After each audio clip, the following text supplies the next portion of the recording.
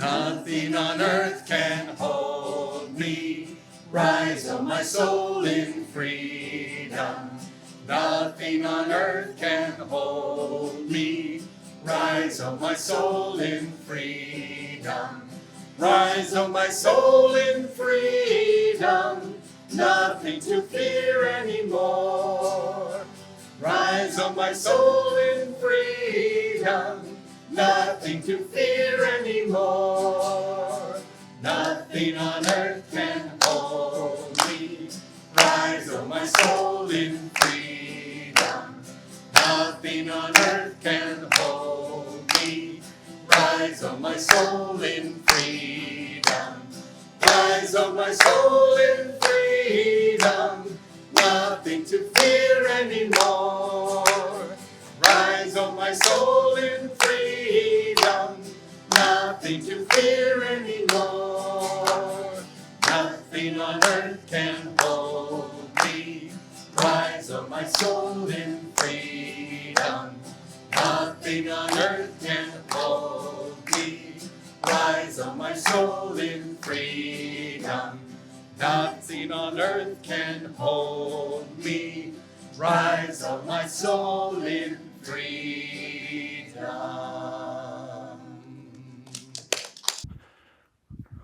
Good morning, great souls. Welcome to Sunday service. Welcome to those of you online.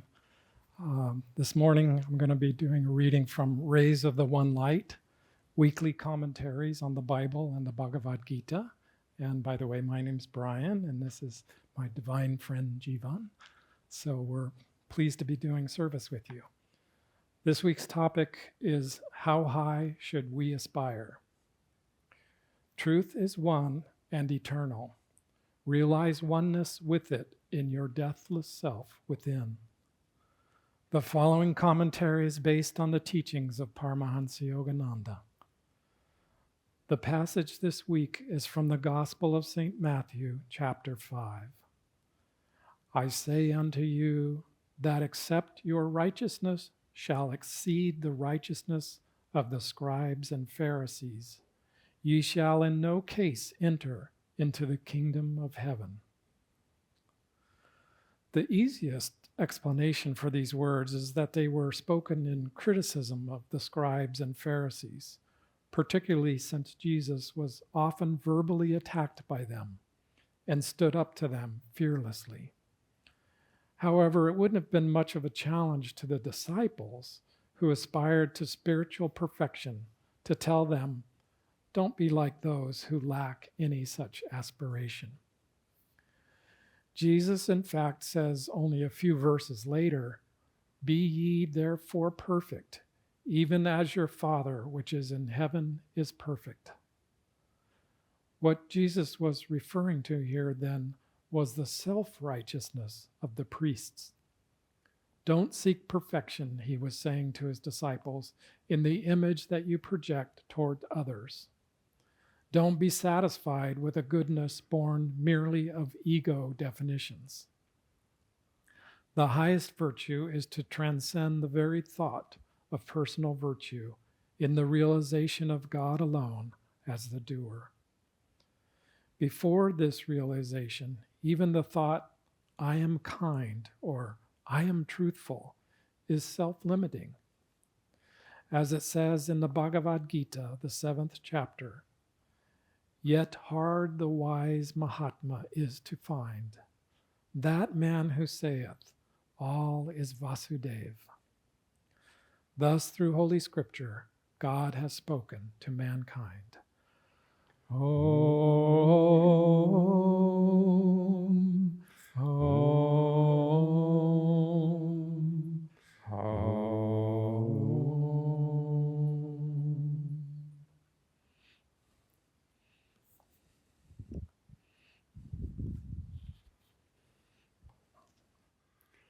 Good morning, everyone. I'd like to read a passage from Whispers from Eternity. And I picked two.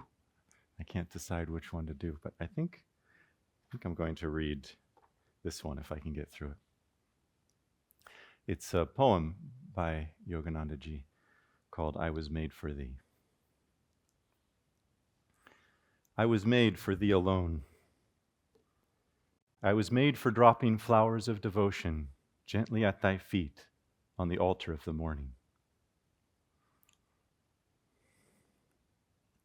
My hands were made to serve thee willingly, to remain folded in adoration, waiting for thy coming.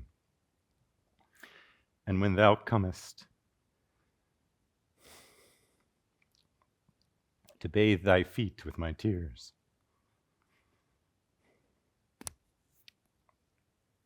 My voice was made to sing thy glory. My feet were made to seek thy temples everywhere. My eyes were made a chalice to hold thy burning love and the wisdom falling from thy nature's hands.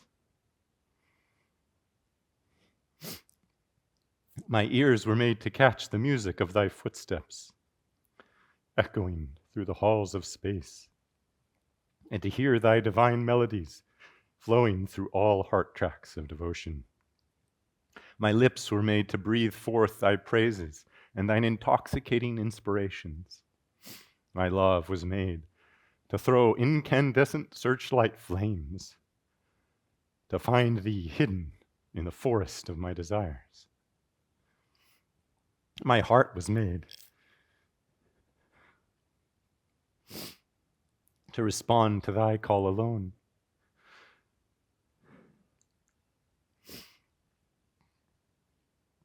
One more. My soul was made to be the channel through which thy love might flow uninterruptedly into all thirsty souls.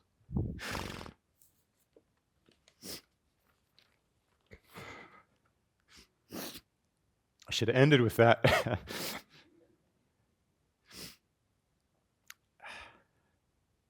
Master's words are so beautiful.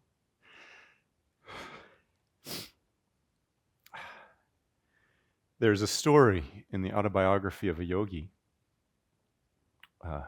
Yogananda recounts a meeting between Swami Sri Yukteswar and Babaji.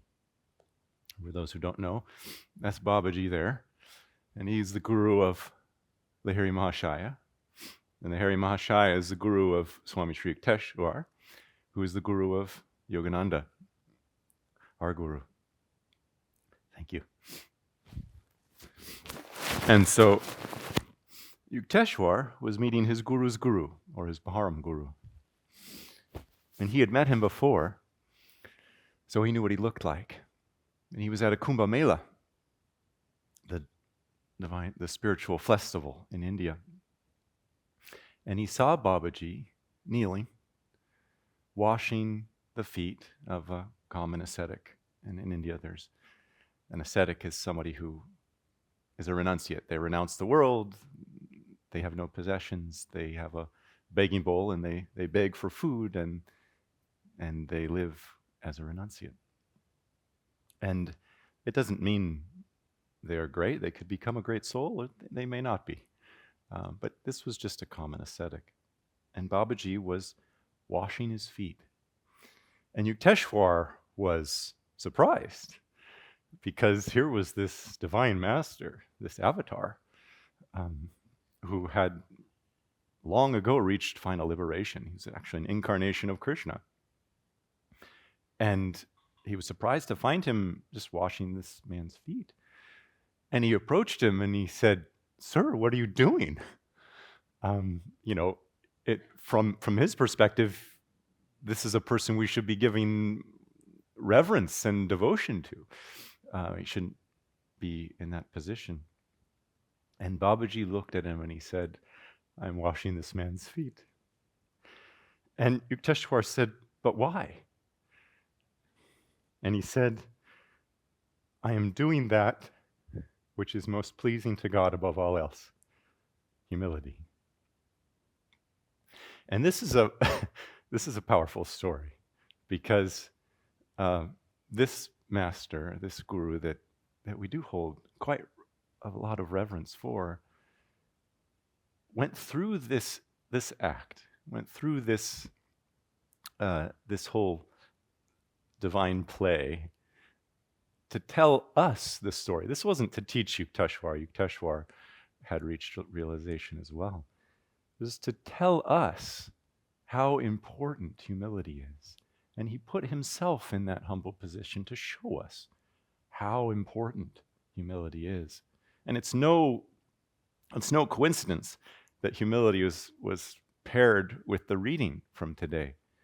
Because what Christ is saying to his disciples is that the outward expression of humility isn't enough. The scribes and Pharisees will do that. They know about humility, they know about the virtues from the scriptures, and they will practice those virtues outwardly with an outward expression. But their practice was to draw attention to themselves, to revel in their own self-importance. And he said, you have to be better than that. You have to take it inside. You have to inwardly practice these virtues. You have to understand them from the inside out, not just as some outward display. And so it is with humility. And you've probably seen, as it says in the reading, false sense of humility, where someone goes, "Oh no, it was nothing. It's just, and they're trying to explain that some aspect, an affectation of humility, but really they're proud of what they did, right? And we have to understand that humility, and really, it's a key aspect of the spiritual path. It's a key aspect of what we need to move forward in the right way on the spiritual path. It helps us understand the right attitude for the devotee. And it's not, so that's why I'm saying so along with this, it's not self-deprecation, and it's not also pumping yourself up. I was thinking today of starting out and saying, "Good morning, great souls." And when you look around to see who I'm talking to, and say, I'm talking to each and every one of you. Every one of you is a great soul. Every one of you, each and every one of you is a potential saint. Each and every one of you has the power to commune with God and to realize your oneness with the divine. That's a great soul. You all have that potential. That is who you are. That is the truth of who you are. Humility is recognizing the truth. We are all God's children. And as such, we are all equally have a right to our birthright of the divine lineage that has come to us. So it's not humble to say, I can't get there. I'm not good enough. I'm this or I'm that. Those are just self-definitions. That's just the ego. Superiority complex and inferiority complex are just as bad. It doesn't help us to think we're inferior. And yet again, it's also true to say that Swami Kriya-yoga, near the end of his life, he said something that struck me at the time. And it struck me because kind of the way he said it. We were at a satsang at the Expanding Light, and he was talking to us all. Everyone was crammed in there. And he was talking to us. And he was speaking very poignantly, as he did near the end of his life, and very, just bluntly, so to speak, just very honestly, and just an air of truthfulness, truthfulness to his words. You could tell they just had the conviction of truth. And he said, I've come to realize that Swami Kriyananda is completely unimportant. And I could tell, because everybody in the room loved and revered him. that there was this response, this inward response that people just kind of shock and a reaction of, no, that's not true.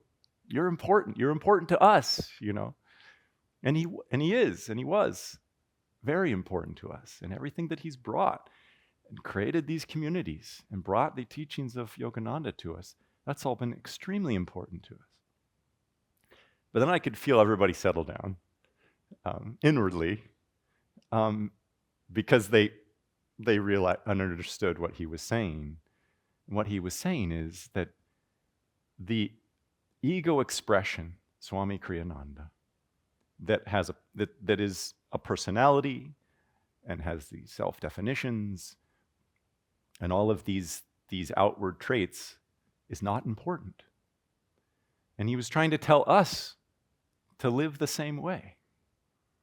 And so, in that sense, we are completely unimportant. But that's not who we are. It might sound like a contradiction what I'm saying, right? You are great souls, but you're completely unimportant. But we have to understand it in the right way. Because what it's saying in that passage on humility is to not take things to yourself, to the ego. And Yogananda explained that. He defined the ego as the soul identified with the body.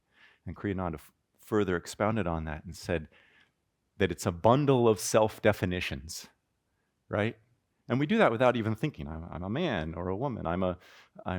Have this position or that position, this title, right? I like to get up early or late. I walk with a limp, or I walk right. I have good health, or I'm not so good health, right? I have these thoughts about these things, and I don't have. I'm a Democrat or Republican. All these different things, these identifications that we have for ourselves, and they trap us and they limit us. They limit who we actually are, because we're none of those things. We're none of those identifications. We're the undying, divine soul. Birthless because deathless, unchanging, blissful.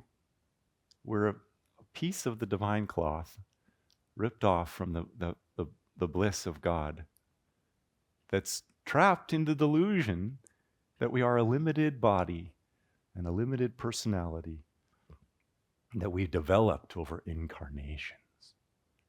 And now we're convinced of it. We're convinced of it. And thus is that limited self-definition that we walk around saying, this is me. I, my, me, mine. That limited understanding of who we are. And it's difficult, it's challenging to get out of that. But Yogananda and the masters tell us that's just the ego. And it's not some deprecating word, like often people say, oh, this person's egoic, this person's got a lot of ego or something. No, we all have an ego. That's how we're here, relating to each other as through these bodies. It's something that we have. It's something that we have to work with. But the ego, Kriyananda is telling us, is not important. The ego is a misunderstanding. It's not something we need to give importance to. That's why the true understanding of humility is forgetfulness. When we forget the little self, we can get that out of the way, then we can be a channel for and be who we actually are, the divine soul. But we need to remember, as it also says, and there's a lot in the passage on humility there. There's a lot of keys. It says, see God as the doer.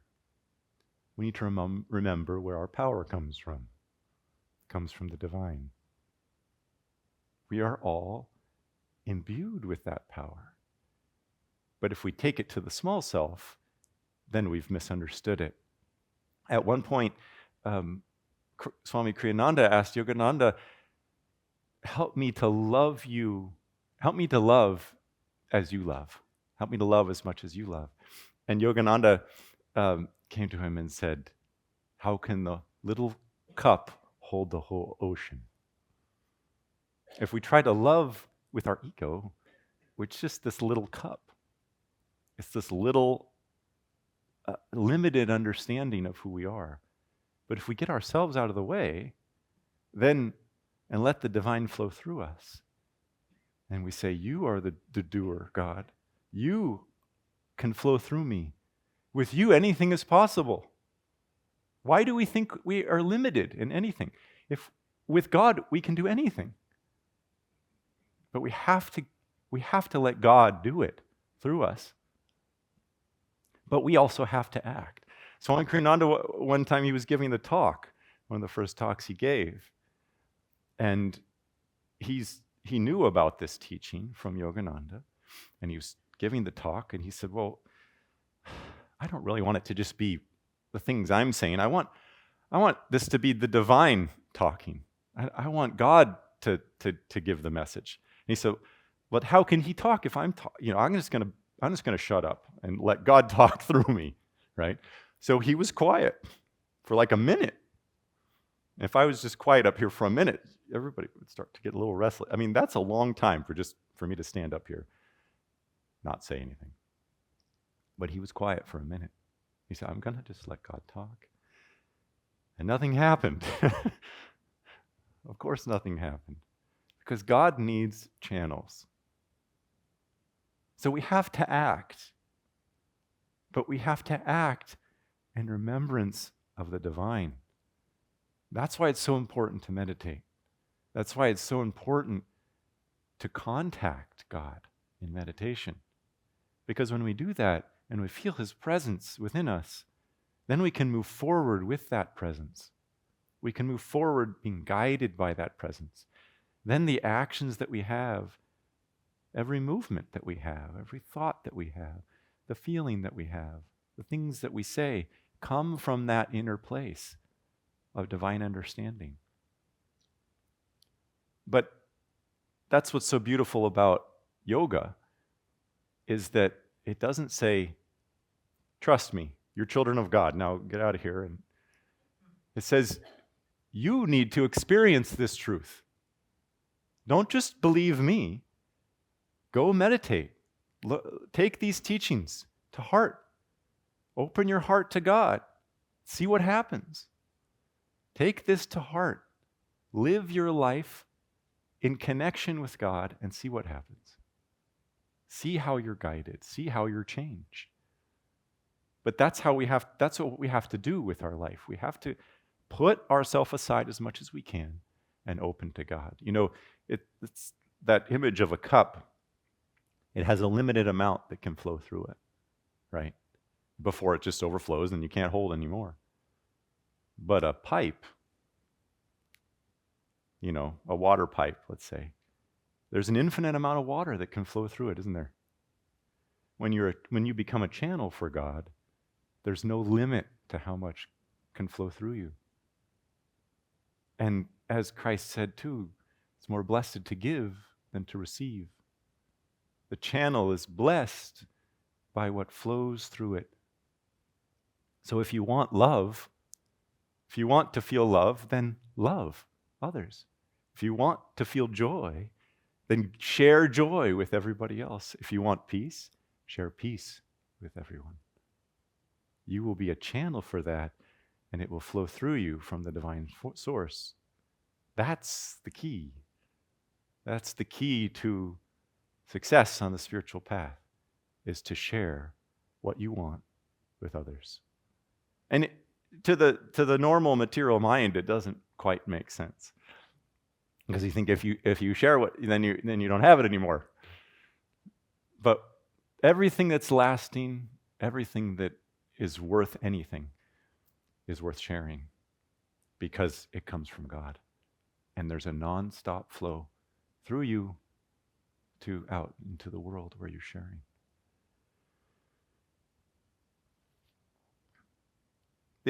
In the reading also, it mentions the passage from Christ where he says, "Be ye therefore perfect, even as your Father in heaven is perfect." And that can seem like a challenging teaching to uphold. You know, the challenge to be perfect. But again, it's only challenging if we take it in a limited way. We take it to the ego. Because the ego cannot be perfect. The ego will not be perfect. So he's not saying perfect your ego. He's saying relinquish the ego so the perfect spirit can flow through you. Be therefore perfect. How can you be perfect? Not through the ego, by being a channel for the divine. So that's the secret. We have to open our hearts. In this affirmation as well, I mean, this is a good one to go back to again and again. In this affirmation as well, he said, what was it? Surrender joyfully to God's power. That's a wonderful image, isn't it? Surrender joyfully. But we're not talking about the typical definition of surrender, you know, where the army's backed into the corner and they know that they can't win and they admit defeat and they just, you know, reluctantly are defeated, you know. We're not talking about that kind of surrender. We're talking about surrendering the ego. We're talking about offering in complete willing self-offering. This is a joyful surrender. You know, this isn't a defeated surrender. This is a surrender that understands the joy of giving up our limitations, the joy of giving up those things that are hindering us. You know, it's like we have a cap on that pipe that's stopping the flow. All we're doing is taking that cap off and offering it, you know, so that the flow can flow through us, that divine can flow through us. So then we can understand in everything that we do that God is the doer through us. And that's a liberating thought. And Yogananda said, give it to God. Everything that you do, everything that you've accomplished, give it to God. And all your failures too. You know, if you're going to give everything to God, you got to give your failures to God too. You got to say, you did that through me. You made some mistake and you said something maybe you shouldn't have. You said, well, you did that, God, too. You know? Yogananda said he likes that because not to get out of responsibility, but to give all responsibility to God. Say, my life is yours. If I do this, I give it to you. I give all the responsibility of my life to you. And in that spirit, then God can come. See, God will not impose himself on us. God will not impose his will on us. If God came in the blaze of glory right now and just illuminated this room and said, I am God, you know, and worship me, you know, what choice would we have? We'd be like, oh my God, of course, right? But God hides himself because he wants us to use our free will to choose him instead of the delusions of this world, instead of all of the things that are distracting us. And there's so many things we do get distracted with, don't we? We think we're going to find happiness. That's Yogananda said, the soul universally longs for two things when you boil it all down: to get away from suffering and to find happiness. We all want that, don't we? We all want that in our hearts. Whatever we're longing for, whatever we desire, it really comes down to, you know, why do you want to have some good job? Well, I need to get some money. Well, why do you want money? Well, I'm going to get, you know, things that make me comfortable and make my life easier, right? You know, why do you want that? Well, I think it'll make me happier, right? It all comes down. We're trying to seek everything we're seeking, all the energy we're putting out, we're due because we think it will bring us happiness. And if we're doing it to find it, our happiness in the world, we will always be disappointed because the world is set up that way. The world is set up to disappoint us.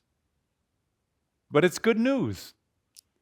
It's good news because that disappointment leads us to digging deeper, to saying, that's not it. That's not it.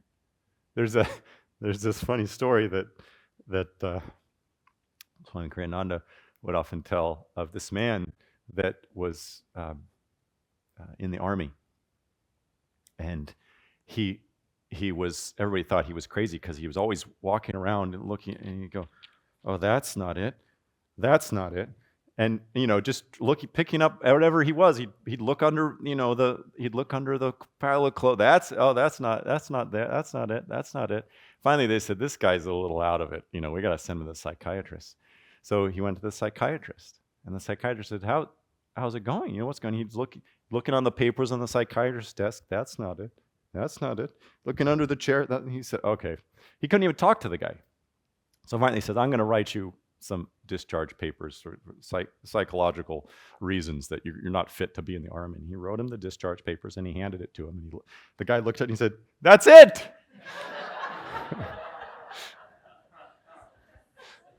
But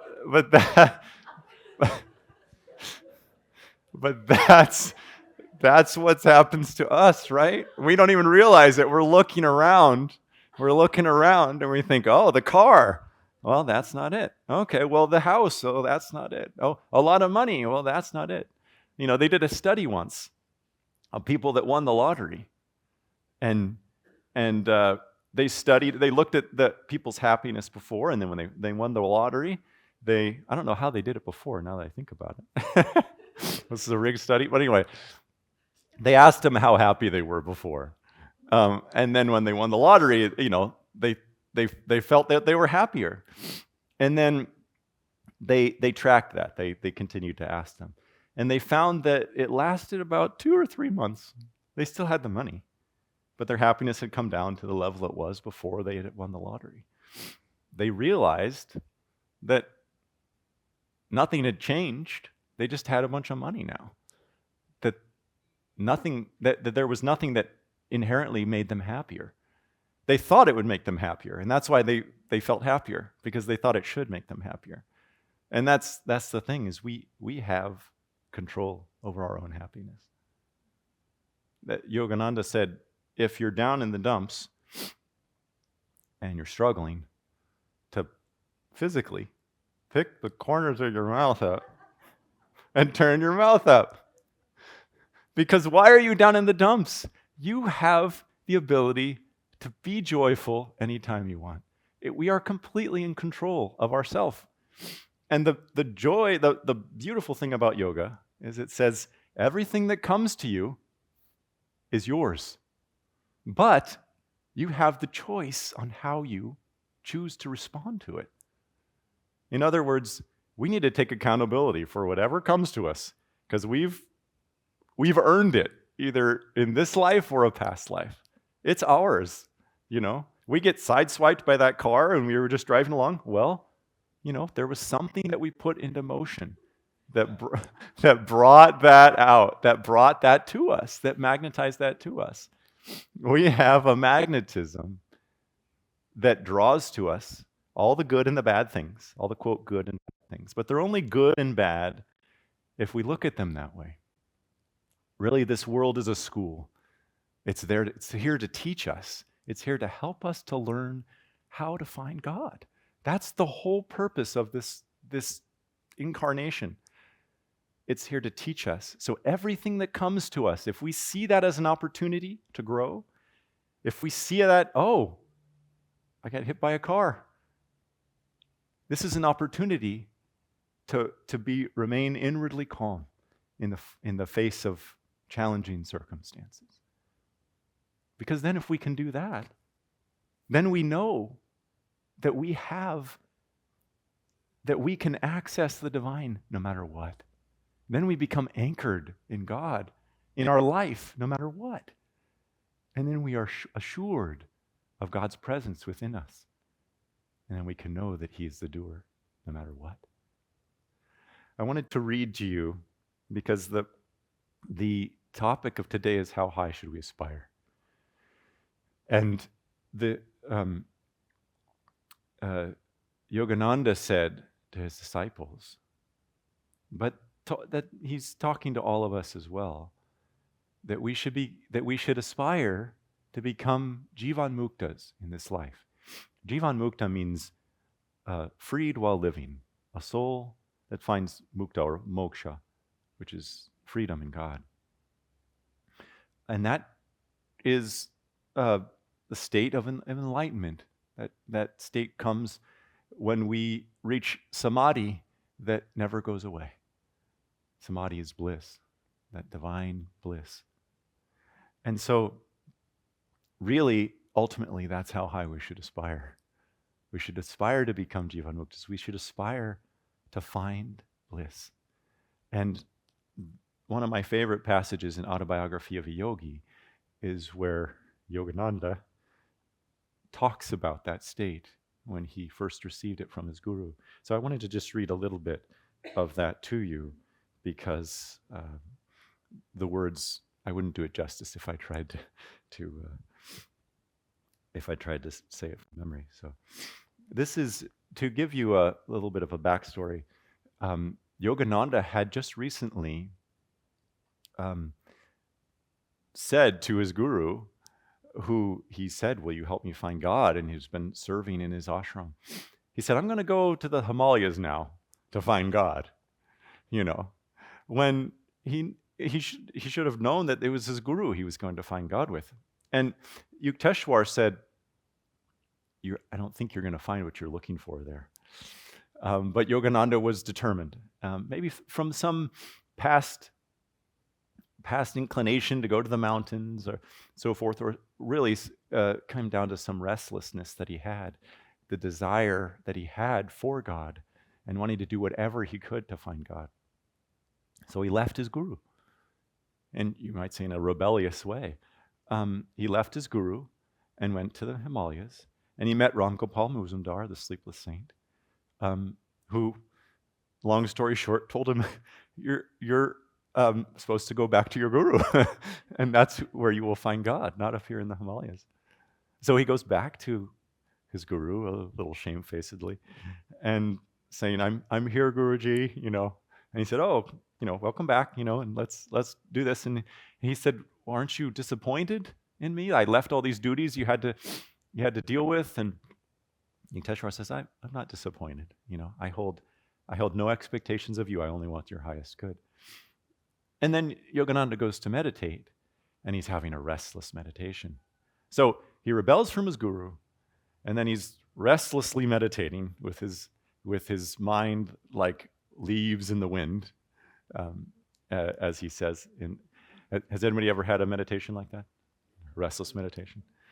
And so you would think, okay, he's got to get more centered, you know, before he's going to find God. But no, Yukteswar calls up to him. He says, Mukunda, that's his name at that time. And he's like, I'm meditating. He knows I'm meditating. He says, Mukunda, and then he doesn't respond. And then his third time held rebuke. He said, Mukunda, you know. And so he says, sir, I'm meditating. He says, I know how you're meditating. Like with your mind like leaves in the wind, come to me. And Yogananda comes to him. And he says, poor boy, the mountains couldn't give you what you wanted. He says, your heart's desire shall be fulfilled. And it was really his heart's desire that brought about this blessing. See, it's not what we do outwardly, you know. It's not the outward things, right? He left his guru and then came back. It's not even how well we meditate. He was having a really restless meditation. But he desired deeply for God. It was his heart's desire for God that drew God's response from his guru, blessing him with this cosmic consciousness. So he explains it here. An oceanic joy broke upon calm, endless shores of my soul. The Spirit of God, I realized, is exhaustless bliss. His body is countless tissues of light. A swelling glory within me began to envelop towns, continents, the earth, solar and stellar systems, tenuous nebulae, and floating universes. The entire cosmos, gently luminous, like a city seen afar at night, glimmered within the infinitude of my being. The sharply etched global outlines faded somewhat at the farthest edges. There I could see a mellow radiance, ever undiminished. It was indescribably subtle. The planetary pictures were formed of grosser lights. He goes on and he says, I cognized the center of the Empyrean as a point of intuitive perception in my heart.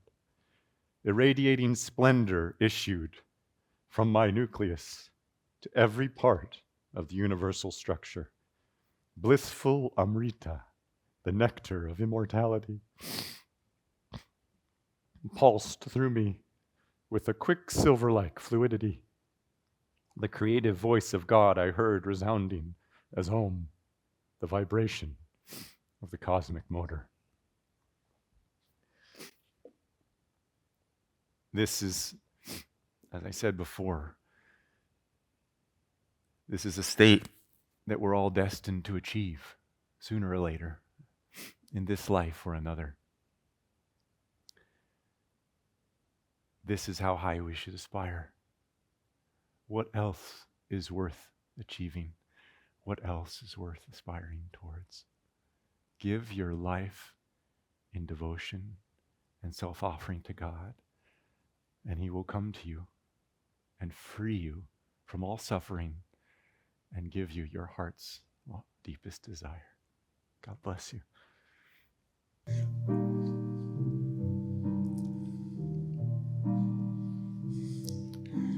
When the cherry bloom, Kyoto sings all day long, rising melodies to the sun.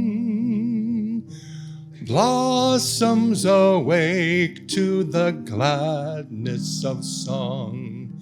See them rise and greet everyone. Tell me, little sisters, what have you to say? Live your life as perfectly as this perfect day.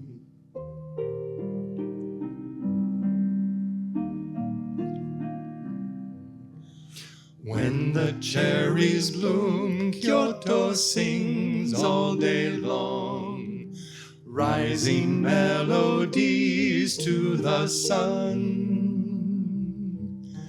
Blossoms awake to the gladness of song. See them smile and greet everyone. Tell me, little sisters, what have you to say?